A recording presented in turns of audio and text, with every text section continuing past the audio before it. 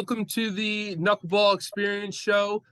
Today, our guest is VJ Collins. VJ Collins is a knuckleball pitcher. He pitched, he's out of New York. He pitched the knuckleball in high school, college, and at the professional ranks with the Tampa Bay Rays. So, welcome to the show, VJ. Hey, thanks for having me, Zach. Absolutely. So, I'll start the show off like I always do, and when was the first experience, the first time you saw the knuckleball, and what was your impression? So I must have been, I don't know, 12, 13 years old, and turned on the Yankee game, and they happened to be facing Wakefield. And there was just something about how he was throwing, and obviously throwing the ball so much slower than you see from any other pitcher when you turn on TV. And it just kind of attracted me. There was just something about it that really, really drew me into it. Yeah, heck yeah. Yeah, it was the same for me, man. Probably for a lot of guys our age. He was the one and only pretty much. So awesome. So all right, you watched him, throw, and he caught your eye. So like when was the first time you started throwing the pitch competitively and you already kind of hit on this. I guess Wakefield inspires you. So when was the first time you started throwing it and stuff? So when I was like same 12, 13, and I would be pitching, like I'd get a guy 0-2 and I would think, I'm throwing a good knuckleball, and I would try to do it here and there. But it really wasn't until high school where I started to commit to it. I always from 13 would mess around, throwing it here, throwing it there. And obviously when you play catch with it, it just gets better and better. So by the time I got to high school, I wasn't really seeing a lot of playing time in the field. So at practice, while I was a second baseman, while the starting second baseman was getting reps, I would just be behind him throwing knuckleballs to the pitchers on the bucket. And came a game where we were just getting absolutely blown out, down like 11 runs, and my coach was like, "Hey, you want to go in and pitch?" And I was like, "Yeah, but can I just go throw knuckleballs?" He's like, "Okay." Went in, had 2 scoreless, 1 K, I think, no hits, and I was like, "You know what? Maybe I have something here." So, Yeah, it's great. I think that's a good piece of advice. Like, anyone starting out, like, it's a learning curve, and you should go to the coach and be like, "Hey, let me get all the slop innings. Whenever we're blowing out, let me just go yeah, out there and fail a lot. Let me just go mess around." I think that's great. Like, that's a good approach. I mean, obviously we don't want to stay in that zone to be known as that pitcher, but started right. out, I think that's a great approach. Just get innings, I Yep. think. So, heck yeah. All right. So, what can you show the guests? I mean, how you started gripping the knuckleball, and maybe how you progressed? Did you change your grip through your career? Oh yeah, oh yeah. So when I first started throwing it, because again, you see, right, you turn on the TV, you see Wakefield pitching, but it's not like it is today. I'm going on Google, Tim Wakefield, and I'm trying to look up stuff. So when I first started throwing it, I was 3 fingers in the side of the ball like this. Yeah. And I'd be out the yard trying to throw it. To be honest, didn't even know what it was supposed to be doing. If I could just throw this from point A to point B, I was happy. But then, I think I went underneath the horseshoe, like a little bit down this way. And then finally I came across a picture of Wakefield, and, obviously under the ball, he had his pinky up. I didn't Yeah. really keep it up. Eventually I just kept it tucked, but I always went right on or below the rollings, right? Like right here. Yeah. Yeah. I mean, that's probably the most popular. I mean, Yeah. I think most kids, like, they'll start out like 3 fingers because their hand, like, it's hard to grip the ball and be consistent when you're like 5. Yeah. That's one of the things is hand size. I think you need it. I don't know if there's a certain length or whatever, but you have to have a certain hand size till you can really get behind Yeah. it. I feel like, I um, agree. like I know a lot of kids, even Candiati, will have like almost a third finger on the ball, and I think I was like that. I was like 3 or 4, and then Hmm. when you got older, obviously, you see these photos and stuff. Okay, nice. All right. So next question is, how did your approach with pitching with a knuckleball change, mature? So like, like for instance, for me, like, maybe early on I was trying to maybe make it move too much, or I was trying to strike everyone out, and then it kind of matured to, hey, let him hit it. So Right. how did your approach change, like in terms of how much he threw it and stuff? So when I first started throwing out, the biggest thing I was obviously obsessed with is trying to throw a strike, which is way easier said than done when it comes to this. So, number one was always throw a strike. And when I started out, I was probably throwing it 50 miles an hour. Um, but for whatever reason, whether it was spinning or whether it wasn't, I was throwing strikes. So I was starting to have success. Occasionally, I'd throw it in there and I'd see it move out at the last second, and I'd be like, all right, I must be doing something right here. I'm starting to get a little bit of movement. Then, as I kept going, I started to focus on the spin, just try to kill spin. Yeah, So when I'd be out there pitching, obviously I wouldn't be looking at spin mid game, but after the inning, I'd go back to my catcher and be like, hey, like, was it spinning? Like, what did that one do? I'd refer back to certain pitches in the inning, and I would just really try to get feedback. I mean, yeah, and then obviously as you really get going, there's days you throw it and you just know. yeah. It's just like you don't even have to ask. You Pass. could just see the reaction on the swing, or you maybe even see the movement because it was that drastic. But yeah, I mean, early on, it was just really just trying to throw a strike, attack the zone, get ahead, and maybe relying a little bit on the speed differential. Throwing it so slow Yes. to bail me out and get me some outs early on. But if I didn't have that success, I don't know if I would have been able to continue and get better and learn how to add and subtract and everything else. Yeah. And I think I've talked about it before, just the mere fact that it's probably 20 miles an hour faster than everyone else on the staff. You can throw strikes with it, and the fastball, you'll get through a lineup once Yep. maybe, and then it gets tough. I'm not, like I said, I'm not promoting throwing balls that don't move and stuff. What I'm saying is, don't hit that panic button. It's not moving early. Like, give yourself a chance to get it mid game. Because I mean, have you had games? Have you had games where like maybe you were in the bullpen and you were like ball was moving all over the place, and then you come in the game and it's like tumble, or vice Yeah. versa, where it's tumbling pre-game and then something clicks. I know I've had that, but anyway, have you had something like that happen before? Oh, absolutely. Yeah, I would when I like eventually, like as I got further on, I would just use the bullpen just to see if it's in the zone, because I don't know what it would be, but you're absolutely right. There would be days where it would be disgusting in the bullpen. I mean, I'm getting 2-3 plane movement, catcher's missing like every five, and I'm like, this is going to be a great day. And yeah, then I go out and it's tumble, it's hanger, and I'm just yeah, sitting there scratching my head like, what just changed? It was 10 minutes ago it was this, or vice versa. I've had games that have just been absolutely unbelievable that I go into yeah, the game like, well, I got to go in, so we'll see what happens. yeah, yeah. I think these key, like, don't hit the panic button. Have your checkpoints. Whatever they are for you that work. Rely on Mhm. them. But biggest thing is, yeah, don't hit the panic button. I feel like so. Okay, so how about let's move into like approach, like with your fastball. When do you throw your fastball, and maybe how you change speeds with a knuckleball, or did you do that? Yeah, no, I did. So my fastball, I would, I never threw my fastball really that hard. I mean, I would say I touched 80 to 82 like a few times, but I was really like a 78 to 79 guy most of my Yeah, career. So one of the things that I did about halfway pitching through college was change to a two seam. I was throwing it similar velocity, even if I lose it one or two, it's still something that's got some movement, and I yeah, could get a decent amount of run on it. So maybe getting in on like a righty's hands.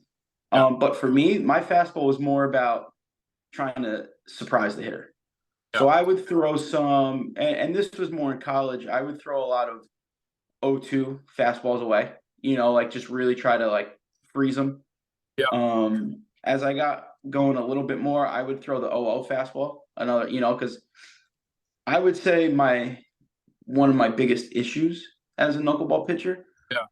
was throwing it too much. And I know that's crazy to say, Really? but I got to a point where I'd have so much confidence in it where I would just throw it. I mean, perfect example, you can never really stop playing. So I started playing in a men's/college league last summer, and it got to a point where I was not training or doing everything the same way. So week to week, my arm wasn't feeling the best, and I would go into a game, I'd throw 100 pitches, and maybe I'd throw one pitch other than a knuckleball.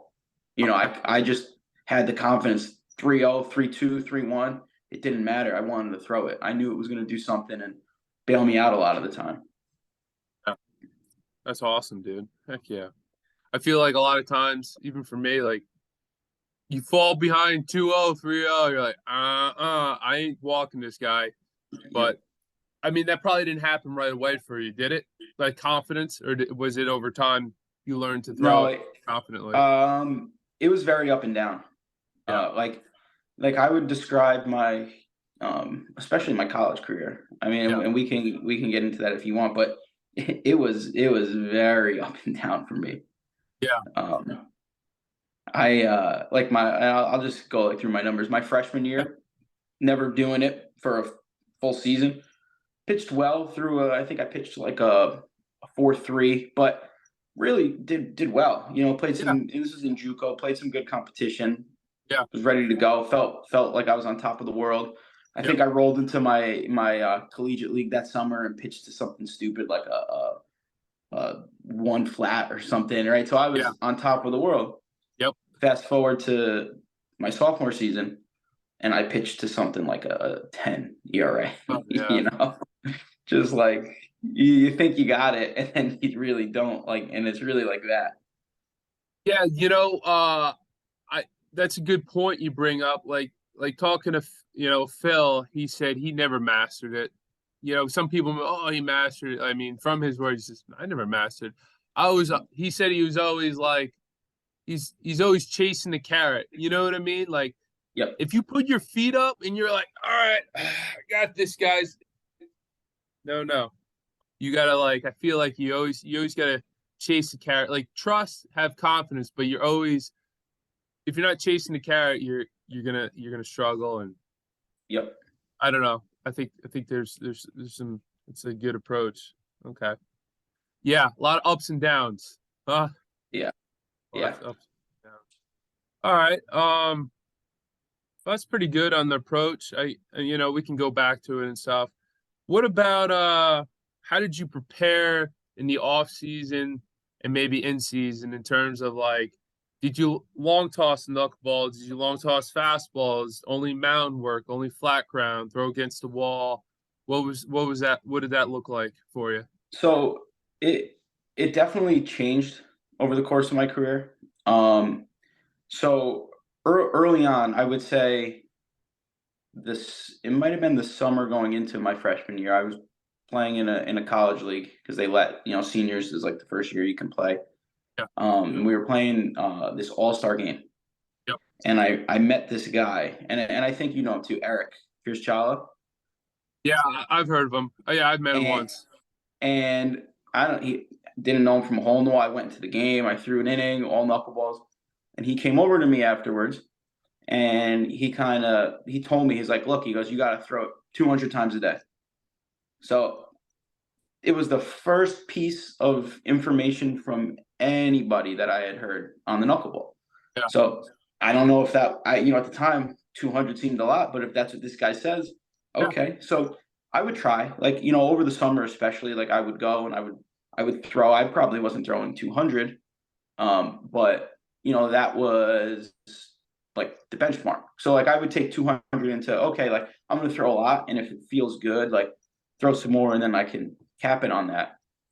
Fast forward a couple more years, there was I think it was Fan Fest for the MLB All Star Game. It was in Queens that year, Yeah. So they had an event at the Javits Center, and Okay. I saw through some type of advertisement that Phil was going to be there, Negro. Yeah. So I was like, okay, I gotta go. So I went. He was walking from like whatever drill or thing he was doing to some interview, and I chased him down. And Yep. I told him, I was like, hey, look, I'm a college knuckleballer. I was like, if you can give me one piece of advice, what would it be? And all he said was, keep throwing it. You got to throw it. The only way you're going to get better is if you throw it. And I was like, okay, thank you very much. But, it went right back to the 200 for me because I'm like, Yep. okay, so, maybe that's the key to this whole thing. I just have to throw it. Yep. And then honestly, once I got out of college and I was attempting to try to play professionally doing it, Yeah. that's when my throwing routine changed a lot, where I would Yeah. be long tossing the knuckleball, Yeah. like long tossing my fastball, doing everything. But I would say it wasn't until my off season, once I was signed by the Rays, my throwing routine was very very strict. I would um go to the gym, and my gym, I was fortunate enough, we had like 3 turf fields in there, so it was perfect to do any type of throwing I needed. I would go in there, I would long toss, like just normal, throw my fastball, do my thing, go to the gym, get a workout, and then I would go back and I would throw knuckleballs. So I would isolate the two. I wouldn't like make it one huge throwing session. I would focus on just trying to, keep my arm in shape, maybe build a little bit more arm strength. And then Yep. I would go back and just isolate and throw knuckleballs for, I don't know, it seemed like an hour, maybe, Yeah. just nonstop. So you were throwing against a wall, net. So if I had to, but I was fortunate enough, I had people who would come and catch me. I actually had friends that, I mean, they hadn't played baseball and I couldn't tell you, and they would come and they would catch me. Yeah. And, one kid in particular, I don't know why, I was like chucking him at him too. And like I hit him once or twice. And like, Yeah. I laugh about it. You hit someone, Yeah. it's really a sign of an accomplishment. You're like, oh, okay, that was nasty. Yeah. But every day, like, he would just catch for me. I was like, thanks. Yeah. Dude, I think that's a big struggle. You're fortunate to have that kid there, that guy there. But I would ask anybody, hey, I heard you play ball. You mind catching? Like, it's just yeah, it's tough to find catchers. Personally, like throwing against the wall, that's good. I agree, it's good. But ideally, is a catcher. That was my experience, and yeah, finding catchers not always easy. For No. for pro guys, like if you don't have a lot of guys around you, you know, sometimes I would go to the local high school, and Yep. work with the kids and throw there, or yeah, just men's leagues and stuff, just to get working. It's tough. You're Yep. always scrambling to find guys. So, all right, so that was your routine. You would go to the gym. You said you'd fastball, long toss, and then you'd work Hmm. out, and then knuckleballs for a good while. Okay. Yeah. Yep. And so you'd be throwing off the mound or flat ground, or it didn't really matter. I was primarily flat ground, but when I would want to throw a bullpen, you know, like the college I went to, Manhattanville College, and I coach there now. Yeah. I had access all the time to those catchers, so I could call those kids and be like, "Hey, you catch a quick pen for me?" And they'd be like, "Okay." So when I needed to, I would, because Yeah. and there would be a point in time when I would want to transition, but for the most part, once I was at that point, I was just like, can I throw it harder and can I kill spin? That was my main thing. And I would really, throughout those throwing sessions, throughout the hour or so, I would just vary up and down. And I would say the biggest thing though that I wish I would have done this a little bit sooner, was I trusted killing spin enough at that point Yeah. where I was just focused on the tempo of my mechanics, or just the feeling of my mechanics, where like even that in between where I'd be in the gym working out, I'd be Yeah. in the mirror going through my windup, because I did a windup and pitching out of the Yeah. stretch, just so I wanted my mechanics to feel so perfect that when I got into a game and something did go wrong or something was slightly off, exactly, I could fix it in a second. 3 pitches, hopefully, just make Yeah. the adjustment and get back to it. Yeah. Yeah, I feel there's a lot to do with like tempo. I've heard this, I've never done it, but a buddy of mine, hopefully I'll have him on the show here, uh, Landon, he told me he used a metronome. I don't know if I'm saying that right. A Okay. metronome, so it's like ting ting, like violinists use Yeah. it, Yep. but he would play that. So he's a long drive competitor. I mean, he crushes Okay. the ball like 400 yards. It's absurd. Anyway, he was telling me about how important tempo was to him, and he would play a metronome. It was a reference point. Obviously, you can't have a metronome when you're on the game, but he would use that as like set his tempo. His delivery. Like some guys are Yep. aggressive and slow or whatever. It was something. But anyway, but kind of what we were talking about, the importance of having good tempo in your delivery. That's cool. All right. Yeah, and I agree with that. When I was anytime I'd really be in the zone, and Yeah. I picked this up maybe summer of my freshman year. Whatever song was stuck in my head from just listening to that day, the whole game I would just be like, and it would almost be like the same part, but I would like be repeating it in my head, and that would just get me through. And I always like being more undersized, right? 5'9". When I was playing 5'9", 175 pounds. Yeah. Not your prototypical pitcher, let alone Yeah. even professional pitcher. Yeah. So I always had just like a little bit of swagger to me, or Yeah. like a lot of people would be like, "Oh, you pitch like you're a bulldog," you get the reference on it, but Yeah. I just had that little bit of attitude where people would be like, if I didn't know that you threw 65, I'd come and just watching your mannerisms, I would think you threw 95. And I'd be like, well, thank you. I take that as a compliment. Yeah. Yeah. That's a good point. I don't know if I ever made comment to you because I've watched you throw a couple times. But yes, I think you had really good mound presence. I think that's what people call it, where you're not like Yep. not Yeah. stopping around. Like you're not cocky, but you're confident, right? You're up there, you're staring down, you're not afraid of eye Exactly. contact. I think that goes a long way. There was a kid my freshman year in not my freshman year. He was a freshman in college. Didn't throw overly hard. Didn't had like good stuff. But as a freshman, he was so confident. He was up there, like just great mound presence, and he Yep. shoved with like Yep. 80, a decent changeup. And I think a lot of it had to do with his not a good bit of it was his mound presence. He was very confident, and I think there's something to that. Um, Absolutely. yeah, heck yeah. Well, and one thing, I was just thinking about like one thing. If you throw a bad pitch, just a little mental side. If you throw a bad pitch, say you spike it, I Yep. bet you towards the end of your career you weren't like you probably if you threw a bad pitch, say like you knew it was bad, it was you hit the plate. What's up, dude? What's going on? Yeah. Next pitch, right? Yep. Exactly. Because hitters feed off that. If you're like Debbie Downer, oh, I just threw a 50-footer, there and they see your head down, not good. Versus, hey, so what? Next pitch, let's go, bro. Get in the box, right? Well, like we've thrown a couple times, and we've gotten the luxury of doing it, and that was one of the things that you had said to me that really stuck. Like they don't know, they didn't know you meant to do that. You throw a bad one or whatever. Like if you don't show it, they have no idea. And that was something that definitely stuck with me because Yeah. you definitely throw some bad ones at times. Yeah, and like that was the thing I got from Phil. Phil was big on that. He says, "You throw it in dirt, act like you meant to do it." That's what he said. Act like you meant Yep. to do it, and I was like, "All right, can't get it back. Makes sense." Cool, man. That's some good stuff right there.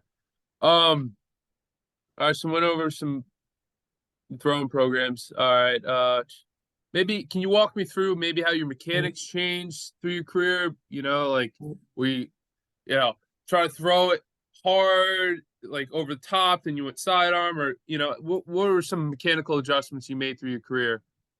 So early on, just however I was taught to pitch at a young age, I was just gripping the knuckleball and doing that.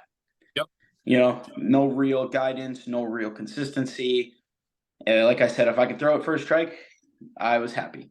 Yeah. And, as I got going, and to be honest too, early on, like I said, I was a middle infielder, so I never was working with a pitching coach, even traditionally. So it was really a lot of just trying to figure out what worked for me. There were points where I was like, maybe I just go slide step because when I step and throw playing catch, Yep. it's a little bit better. Um, and then, like I said, eventually I got to a point where it was like, okay, I'm going to try to just have my rhythm, just establish my rhythm. And then I would say the only trouble with that early on would be out of the windup, I'd be awesome. Yep. But then I get into the stretch and you can't generate that rhythm. Yep. And there would be some inconsistencies just trying to find my release point to get that strike. Because there would be times when early on, especially guys on, where I'd be high because I'm going too quick, or I'm crashing down still too quick and I'm spiking the ball and like I just can't find that middle. Yep. So definitely had some struggles with that, but yeah, I really found myself to like working out of the windup. So just keep that nice little rhythm. I'd rock back, hit like a 1-2 tap. I would lift up. I mean, I guess kind of similar to even how Kershaw pitches, right? Like Yeah. not as exaggerated as up and down in the same spot, but I Yep. would try to kind of be in the same spot, kill everything so I can just move forward. Someone I worked with, and obviously I know know him too, because I think you gave me his number, was Joe Gannon. Yeah. I drove down to Camden. Yep. They were playing down there when he was coaching the Atlantic League, and it was like a 3.5 hour drive. And I went down there and threw a bullpen with him. Yep. And this was one of the first eye-opening things to me about how drastically different it is to throw a knuckleball versus traditionally pitching. Was he was making me throw, and I wasn't taking my back foot off of the rubber. So I'm going through my whole motion. I'm throwing it. I'm just holding my back foot on the rubber. And at the time, it was very difficult because I'm still thinking I need to push off to get some type of power behind this to get it to reach. And he's like, "Yep, that's not how you do it." And I'm like, "Okay." And even knowing that, I still didn't really end up pitching like that until Yep. maybe 3 or 4 years later. It just kind of clicked. Yeah. I was like, "Oh, I see it now. I get it." But yeah, it was very interesting to me. But that was like the first sign of like, "Oh, okay, this is a little bit different than just lift my leg and throw the ball." Yeah.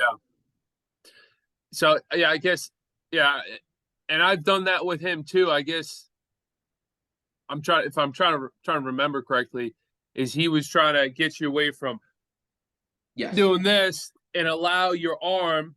get the Well, extension. another thing he says, and I don't know if he said to me is, you want your arm to beat your body. You don't want your Yes. body to beat your arm, because then Yep. you do this, you're hitting a dude in the back and he's taking first.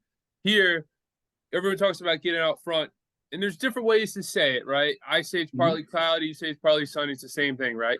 But Sure. that's one way he taught, is arm being the body, and Yep. it allows you to get out front, consistent behind the ball. So Yep. that's awesome. That's a good drill, right? I Yeah. mean, and not for everybody. Like, uh, that's something someone can try that's listening. Is so you set up on the mound, get like 3/4 stride length, Mhm. roughly, and Yep. then you just rock back and throw, but keep your right foot, if you're righty, pinned to the rubber. Yep. That's Yeah, gonna help it you was good. get your arm out front, maybe. Yep. And Okay. that's, just touching upon that, that was something when I would be playing catch that I would focus on. I was trying to get that extension, get the ball all the way out, and that's something I would feel as it's coming off my fingertips. I'd almost want to see it like out in front of my body, just like really like throwing, getting it out, and feeling that. Or like another Yeah. little thing that I would do, depending on where my spin was or wasn't, is I Yeah. would really that flick, right? Because it's all about stiff wrist. That's another thing. I kind of, you Yeah. keep your wrist stiff coming through the zone, you're going to Yeah. be in a good spot. But Yeah. that flick, I would be like trying to almost like flick my fingers like at whoever I was throwing it and really point them, just to Yeah. over exaggerate Yep. the release point of the pitch. Yep. Okay, so that's good. Here's something I've thought about. I might have asked you before. you touched on it a little bit, is like in terms of feedback, you said in the game, you're not reading spin, you're throwing strikes. It's you, catcher, throw. You're not looking Yep. at the ball. In No, practice, would you look or you just go off a feel for feedback or the catcher? How'd that work? I would do both. I would say, to be honest, most of my bullpens, I'm watching the spin. Yeah, Just, and that maybe it's a bad habit. I don't know either way. No one yeah, told me it is or it isn't, but yeah, that just comes from throwing so much with people that really don't know what they're supposed to be looking at, yep, that I was just taking it upon myself to know if it was a good or a bad one. yeah. That Because makes sense. I've thrown some that have maybe 2 or 3 revolutions Yep, and they move like crazy, and my partner would be like, "Oh, that was nasty. That's a great pitch." And maybe it is, but I'm trying to kill spin. So to me, I'm like, "Okay, that's not a good rep. I need to kill spin. I need to kill spin. I need to kill spin." yep, So yeah. Okay, that's pretty good. The heck was I gonna say? And I've talked about this with other interviews. So like, if you can bottle one up, in terms of spin, would you have like zero, one forward, one back? You know what I mean? In terms of spin, like one revolution from your hand to the catcher. What's your opinion on that? I know people are yeah, interested. I mean, so I think a lot that has to do with the spin is also the weather conditions. Like if Yeah, I was pitching in the summer in New York and it's humid, yeah, give me no spin, because that thing's the humidity, how it's gonna cut through the air is gonna hit it, and it's gonna be a yeah, little bit more unpredictable. yeah, I wasn't ever, too picky or upset if I had side to side or forward.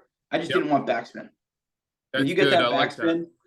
backspin, especially to a good hitter, you might not see that ball again. So Yeah, if I had a little bit of a tumble, all right, I would try to fix it, obviously, yeah, but I wasn't too upset with it. And if it was just like a half or a one either way, it's fine too. I just yeah. didn't want the full either way. Gotcha. Yeah, backspin. I agree with you. Like, you know, you can't really obsess about that in the game or whatever. It's just, it's a No. side note. But yeah, backspin I feel is like, your nemesis. Yeah, That's like flat and up and easy to hit. So in training, that's something you could be cognizant of, but in the game, it's sure. like, don't get caught up in You almost know when you throw it in the game. You don't even need to see it. feel. You just see it stays on that one plane, Yeah, and then it's just all right. That guy ripped it. Got to yeah. be better. Um, Another thing, maybe going back to like approach. So when you're up there, you're in the game. What is your sight like? Are you like just real broad looking at the full picture, or are you like zoned in? I'm gonna throw it right at his glove. Like, what was your, you know what I mean? So I would, I'd be on the mound. I would definitely take a look at the hitter. Yeah, Like I would try to intimidate a little bit, like, you know, get ready. Like I don't care if you're the leadoff guy or the four hitter, yeah, like we're gonna go right now. yeah, And for me though, I would this is gonna sound odd, but I would obviously look at the glove, but I was aiming for the mask. yeah, Right. So like I mean I know I would throw it there, so it'd be somewhere in that general direction. yep, But like I was just trying to throw it right at his face. So if I did yep, have that drop, and early on I had a lot of it throwing it so slow, it's yeah, basically the only way you really get it to move. yeah, Um, I was trying to aim here and let it drop here in for a strike. So I knew if I was throwing him in the dirt, because I yep, made this mistake too, early throwing it, I'm like, I don't know what I'm doing. I'm throwing it to the glove.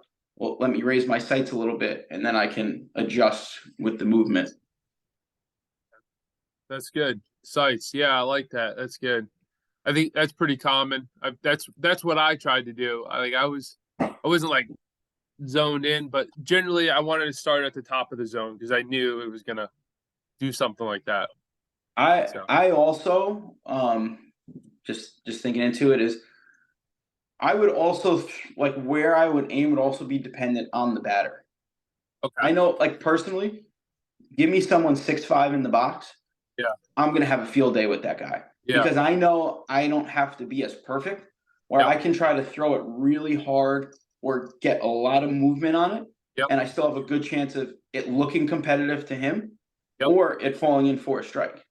Yeah. When you give me those little scrappy guys, I almost felt like I had to place it, and that would take away from me a little bit. Yeah.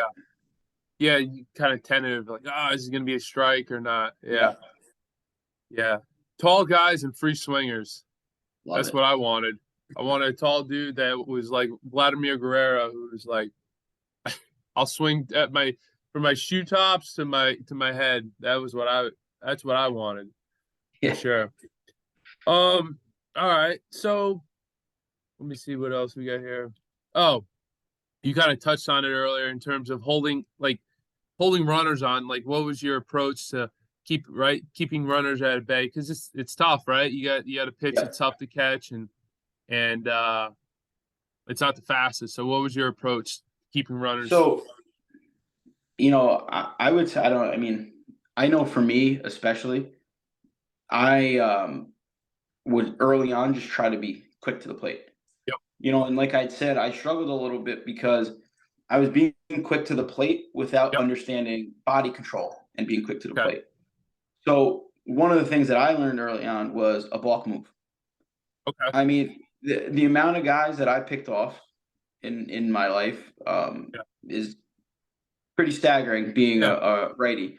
But it Yeah. was great, especially in college, guys see me throwing 65, 70, and they're Yeah. like, oh, I'm stealing. So they get this huge lead, Yeah. lift up that left heel a little bit, spin, I throw it. I would get a lot of guys, but even if I didn't get them, Yeah. they would be aware of the move and they Yep. would shorten up. So for our listeners, it's tough to show right now. So you come set. Obviously, if you're righty, your left foot's going up and then you go into the plate. So you would deliberately lift your left heel up like you're going to the plate and then jump turn and throw, Yep. Yep. roughly. Okay. Hmm. That's pretty good. Yeah. Yeah, I feel like a good move is good. And then like changing looks, did you do that? Like 1,000 throw, Yep. 1,000, 2,000, 3 1,000 throw. Yeah. Okay. So what was interesting to me when I was with Tampa Yeah. with guys on first, Yeah. they purposely had every cutout from the backfields at the spring training complex Yep. to their stadiums. Yeah. Their cutouts Yeah. in the infield would be 12 feet.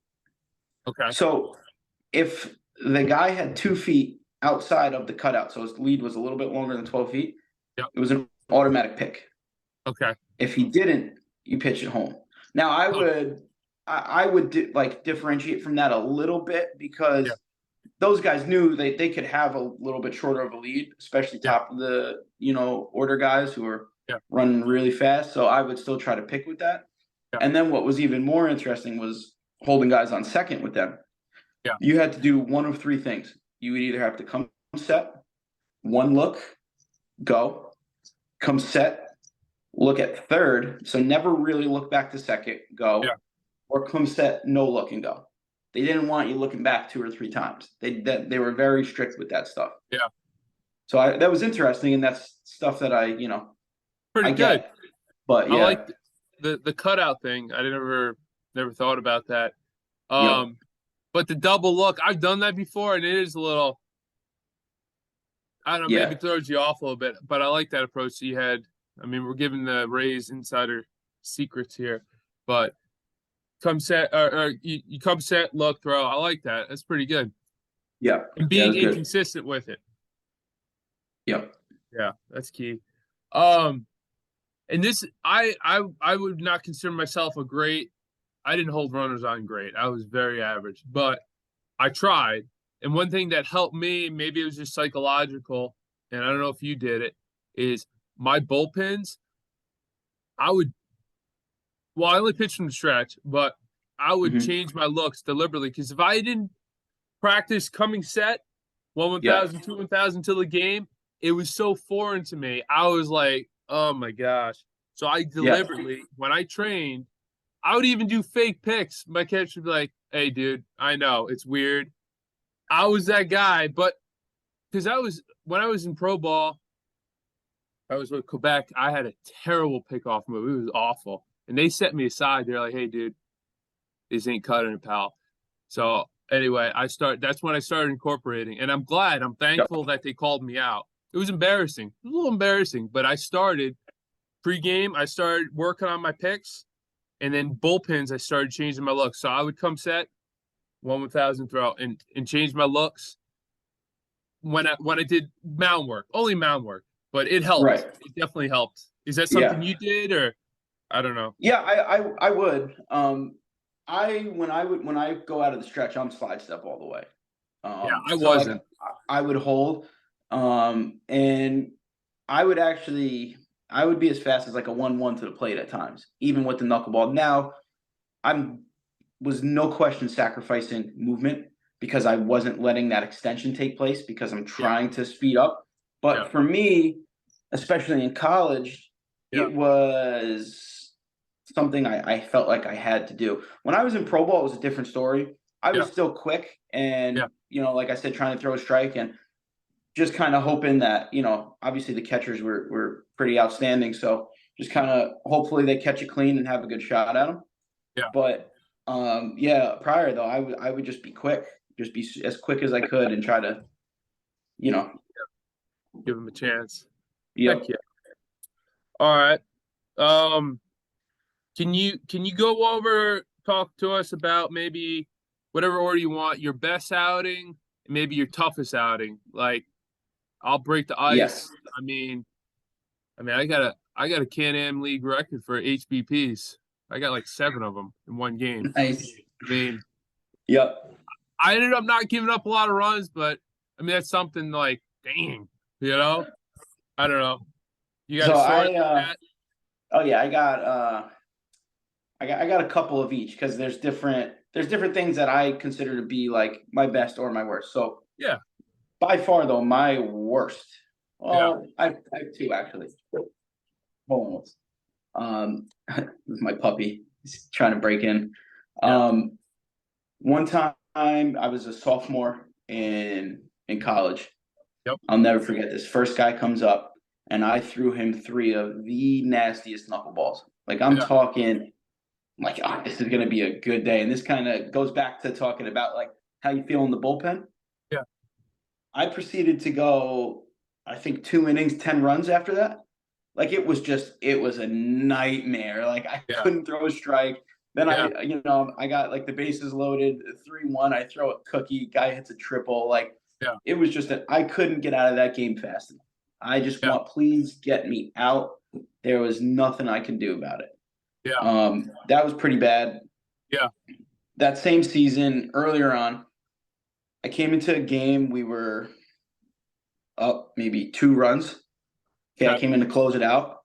yep. And I proceeded to give up 3 runs on 7 infield singles. It was one of the most bizarre things that's ever Nickel and happened. diming you.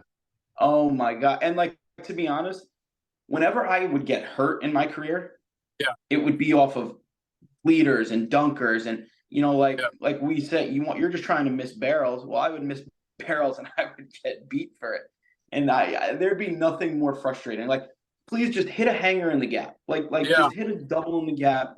Let me maybe I walk you 6 times, and yeah, okay, I get it, but don't hit a floater here, a flare yeah, there, an infield single like that. That would just be what would get me going, fire yeah, me up. Um, so as far as my best, I have 3 stories that come to mind. I mean, number one, I have to say, my first outing with the Rays, yeah. I went 6 up, 6 down. Oh, heck yeah. Almost like I could put myself back in that situation. And when I tell you, the adrenaline pumping through was ridiculous. Like every pitch, like I could feel my heart beating, but I Yeah, still had to lock it in because you can't show it.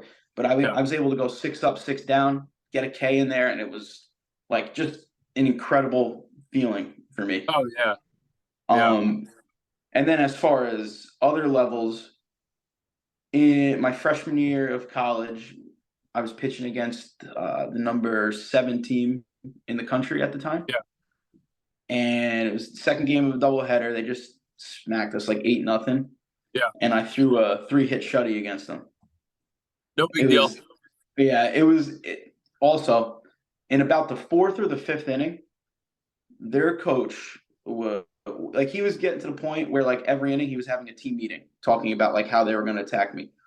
So it was maybe the second or third time, must have been the second time through the lineup. Yeah. Leadoff guy comes up to bat, puts down a bunt. Yeah. So I'm like, all right, back to me. I pick it up, I throw it to first. Second base was covering, in and out of his glove. So I'm like, all right, great. Now I got a man on first. Number 2 hitter comes up. Same thing. He bunts. So I go, as I'm going to pick it up, as I'm going down, I slip, but I threw it anyways. Airmailed it at first base. So now I have second and third, no outs, 3, 4, 5. Okay. So I'm like, here go. Like, you got to bear down. Yeah. 3 hitter comes up, bunts. Yeah. Back to me. I check the guy at third. I get the out. I'm like, that's weird, but thank you. Yeah. 4 hitter, bunts. Same thing, back to me. Check him at third, throw him out. The 5th hitter tried to bunt twice, got him 0-2, and then he hit a weak grounder back to me, and I got out of it. So it was like, it was a pretty interesting feeling story. Just, but yeah, you bunt. They had him bunting. Wow. Yeah, it was something. That's bizarre. And then I guess the last one was at when I was pitching at Manhattanville. Yeah. We were in the conference championship. I didn't start the game, but I came in relief in the 4th inning, and I threw till the 13th. Oh, heck yeah. Yeah, 8 innings in relief, just absolutely dicing. Which is a good point. Like, we can do that. Like, you know what I mean? Relievers, they're gonna be like, "Oh, I throw 2 innings, man. Coach, I'm out of here. Get me out of here. Give me the ball."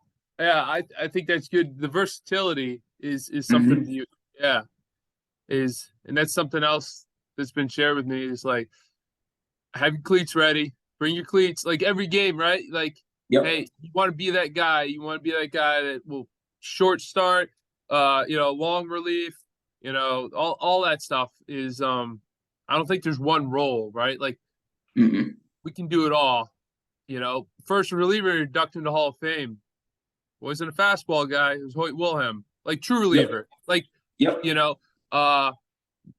Necro he was a starter most of his career. So like, yeah, the versatility that you demonstrated there, it's important to realize. So, heck yeah, dude. Yeah, it was cool. It was definitely and those 3 just stand out to me. And they're different, you know what I mean? Like, so, but they're all special. They're all my best.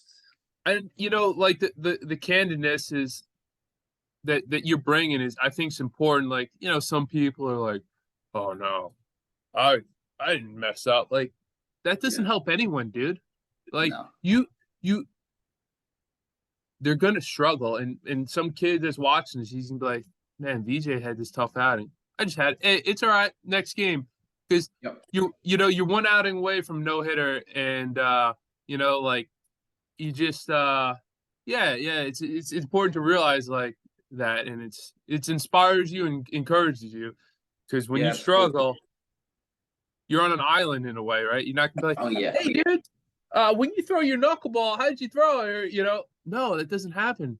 You're there's no one there that has that experience. Now I'm not saying they don't always have something to contribute. There's a lot of pitching coaches that are smart, and they see what you do when you're throwing well and what you do when you're throwing bad. That there's been good instruction. I've gotten good instruction from guys that never threw it. But there's still that feeling of being out there by yourself. But hopefully by people listening to you and different stories like this, they'll be encouraged, and it's part of the process, so good stuff. Absolutely. I'm gonna, I guess, start wrapping it up here, VJ. And another really good question is kind of like what you asked Phil Necro there that one day in New York. What advice would you give somebody, either it's a high school kid or even a pro guy that's trying to turn to the knuckleball? What advice would you give to them for learning the pitch? Like like a roadmap? Yeah. So first things first, though, you have to find a grip that's comfortable for you. I know if you look and you research a lot of guys, traditionally, most guys throw it the same way. But one thing that I've told people I've come across, because I've had this question come up, is there's no right way to throw it. You can throw it 2 fingers, 3 fingers. I've seen some people put 4. They, on those seams, off the seams, twisted. It doesn't matter if you can Yeah. kill spin at a Yep. consistent rate. And Yeah. starting out, maybe that's 3 out of 10 times. But if Yep. you can do that, then you've got something working for you. Yep. And I think that goes into what Phil had said to me was throw it. Throw it as much as you can. Whether it's 200 a day or not, throw it as Yep. much as you can. Yep. And then as you're doing that, maybe you realize like, oh, you know what? I was throwing it like this on Yeah. the, but I can't get it. So let me Yeah. just try this because I know Yeah. that's what happened with me. I just trial and error. And wow, I went from kill and spin 3 out of 10 times to 6 out of 10 times. Okay, Yep. I'm rocking with this grip now. So, Yep. there's just little things. And to be honest, almost every single thing that we've touched upon Yeah. for me comes back to just throwing it, right? Yep. Like I think back to that game when I gave up 10 runs. Yeah. You're right. I was on an island. I couldn't get out of that game fast enough. But Yeah. guess what? You fast forward years later, I'm like, okay, it's going wrong, but I know what I'm doing. I felt it because all the preparation, all the time, Yep. all the throwing that went into it. I knew even if I couldn't create and have my best knuckleball that day, I Yep. could go out there and compete because I've put so much work and I've thrown so many reps of it that Yeah. I can always go out there and have some type of competitive advantage, even if it's not okay. This is my nastiest one. Yeah. So yeah, really, really just throw it. And then I really do hope that people realize that this is such a great resource. What you're doing. I Yeah. mean, I know for both of us, in a sense, it was not as easy. There's a lot of legwork that you needed to do. But if there's a kid or even someone professionally trying to convert and they come across this series, Yeah. oh man, they're gonna start so far ahead of how we were able to start, just Yeah. because there's a plethora of knowledge that Yeah. comes with this. Yeah, man. Like for me, like even in high school, like I had a very good knuckleball. I didn't believe it though. Like in Yep. my head, I was like, ooh, I don't know, man. Like I kind of knew, but I didn't believe it. And I feel like, like pulling the curtain back and like, hey, these are the standards. Like you can do it. And that's what Yep. happened with me. And um, just talking like Phil, like he had some good advice. I mean, he had, what did he say? Yeah, he had good things to say, and I was like, boom, let's go. And from then on, Yep. it was game on. So yeah, that's the thing. I want to pull the curtain back. So this information, it's not like guarded secrets. There's no Right. secrets. I Right. want it open, available. I Mhm. want to encourage and stuff. And that's one of my goals. And I think we're doing it, especially with Yeah. everything you shared today. It's good stuff, dude. Good stuff. So, And all right. and I guess I got one more little thing to add, just Yeah. thinking about it. If you're a younger guy Yeah. and you're throwing it and you think you have a good one, Yeah. you might come across a coach that tells you you can't throw it, don't do it. Yeah. Look, at the end of the day, you respect your coaches if you're playing, if it's a high school team, a travel team, whatever it is. Yeah. But if you think it's good, like kind of you were just saying, if you think Yeah. it's good, keep throwing it because you never Yep. know when you're going to be able to utilize it and potentially even make a baseball career out of it. So don't give up on it because I've heard a lot of stories about guys along the way that I played with, like, oh, I used to throw it, but then, my coach told me I couldn't, or whatever the case is. Don't Yeah. don't quit on it because you never know when you're gonna fall back on it. Yeah. Yeah. And I have some maybe advice about that. I've talked about it before is like, I've talked to other guys like, if you want to throw it, go find the worst team in the league. Hey, I'll pitch for you. Like, Yep. respect the pitch. Don't be over there horse playing, throwing underhand, throwing weird. Like it's a legitimate pitch, so you respect the pitch. If you don't respect it, your coach isn't. If you don't work Right. hard, if you're not trying to get better, no one else is going to respect you. So I think it's key that we respect the game more than most guys, work harder than most guys. It's just like one of those things. Like it's a niche thing, And if you give them any reason, it's tough. It's tough for a coach to be out there. You just walk two guys, and they're over there like, oh, should you take them out? But if they see Yeah. you working, put in the work, and you got good stuff, you respect the game, and you work on all these facets that we've talked about, right? Holding runners on, changing speeds, good approach. They're gonna give you a leash, more of a leash. So I think that's key. Um, Yep.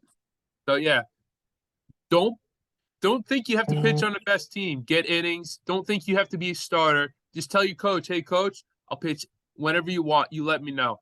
I think that's a good approach for someone starting out. Absolutely. Yeah. So heck yeah. All right. Well, VJ, man, I think that's all I got, man. That was a lot of really good stuff. Like you said, this is great stuff. Um, so if someone wants to reach out to you, if you're out in New York, right? Westchester. Yep. Yep. So if they want to reach out to you, I mean, they can just find you on Facebook and send you a message or something. Yeah. No question. Okay. Yeah. So yeah, like I said, network. I want to. Yeah, it's one thing to talk about it, watch this little interview. It's another thing to get in person in front of you and to work with you. And I think that's very valuable to get in front of somebody. So if you're watching this and you're interested in learning to pitch and you're in the neighborhood, reach out to VJ and I'm sure he'll work with you. And yeah, Yeah. so heck Absolutely. yeah, awesome, dude. Well, is there anything else you want to plug or add in that we haven't covered yet? Haven't covered? No, I mean, I think that was pretty good. I mean, that's like I said, there's a lot of good information in there, and you're going to be doing a lot of these. So, like I Yeah. said, if someone wants to do it, this is going to be the place to try to find that information because you're going to get a lot of good stuff from it. All right, VJ, man, dude, thank you so much. This was a blast. It's good to see you. Yeah, you too. Yeah, man, and we'll stay in touch and yeah, it was great, dude. Yep. I'll talk to you soon. All right. All right, Zach. Sounds good. Thanks for All having right. me. Yep. Bye.